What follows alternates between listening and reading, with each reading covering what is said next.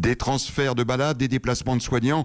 Nicolas Feldman le disait, c'est ce qu'a vécu le Grand Est ces derniers jours, où les premiers signes positifs commencent à apparaître tout doucement.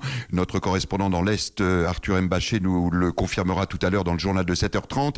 Hélène Terzian a pu joindre une infirmière, Isabelle Appert, partie de Nouvelle-Aquitaine, pour proposer ses services à Metz, où elle vient de travailler pendant 4 jours en réanimation. Au micro d'Europe 1, elle raconte.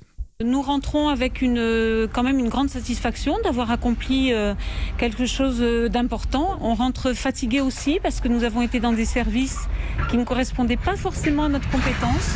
On s'est adapté comme on a pu. Je crois qu'on a aidé quand même. Notre présence a permis à certains membres du personnel de partir un petit peu en repos. Quand nous avons quitté nos familles, nous sommes un petit peu passés pour des héros allant dans l'Est soulager nos équipes. Et en fait, arrivés là-bas, on se rend compte que les équipes, en toute simplicité, nous disent qu'elles font simplement leur travail. Bien sûr, c'est un petit peu plus stressant parce qu'il y a une prise de risque. Et elles n'en font absolument pas étal. Elles font leur travail comme d'habitude, avec énergie et sérénité. Il y a une transmission, de toute façon, elle se fait de façon très spontanée. L'habillage, la prise en charge d'une intubation. Et on revient armé, effectivement, pour prendre en charge éventuellement des patients ici dans le sud-ouest. Voilà ce témoignage d'un de ces héros du quotidien que nous saluons tous les soirs à 8h avec des applaudissements dans tout le pays. Ce témoignage était, Bernard, recueilli par Hélène Terzian.